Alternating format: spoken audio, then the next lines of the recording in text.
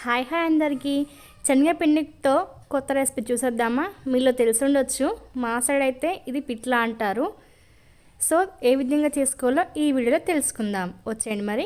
So పిట్లా curry కోసం ముందుగా శనగపిండిని తీసుకున్నాను. అందులో కొన్ని వాటర్ వేసి మంచిగా బీట్స్ లేకుండా నీట్గా కలుపుకున్నాను. తర్వాత వాటి కోసం ఉల్లిపాయ, టమాటా, అలాగే పచ్చిమిరపకాయలు, కొంచెం కరివేపాకు తీసుకున్నాను. స్టవ్ ఆన్ చేసి చిన్న కడాయి పెట్టుకొని అందులో కర్రీకి సరిపడంత ఆయిల్ వేసుకోవాలి. వాటిలోనే జీలకర్ర, అలాగే పచ్చిమిరపకాయలు ఫ్రై అయిపోయిన తర్వాత వాటిలో సన్నగా తరిగి పెట్టుకున్న ఉల్లిపాయ ముక్కల్ని యాడ్ చేసుకోండి.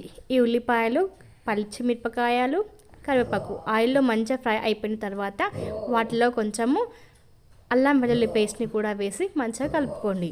తర్వాత దానిలోనే పసుపుని కూడా వేసి కలుపుకోండి.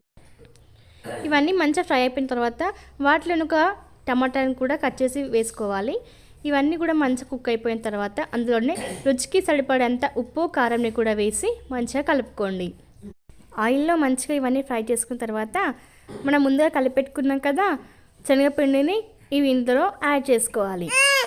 శనగపిండిని ఇందులో యాడ్ చేసుకున్న తర్వాత ఒకసారి కలుపుకోవాలి. అందులోనే కొంచెం ధనియా పౌడర్ని, అలాగే కొంచెం కొబ్బరి పౌడర్ని యాడ్ చేసుకొని నీట్గా ఒకసారి కలుపుకోవాలి.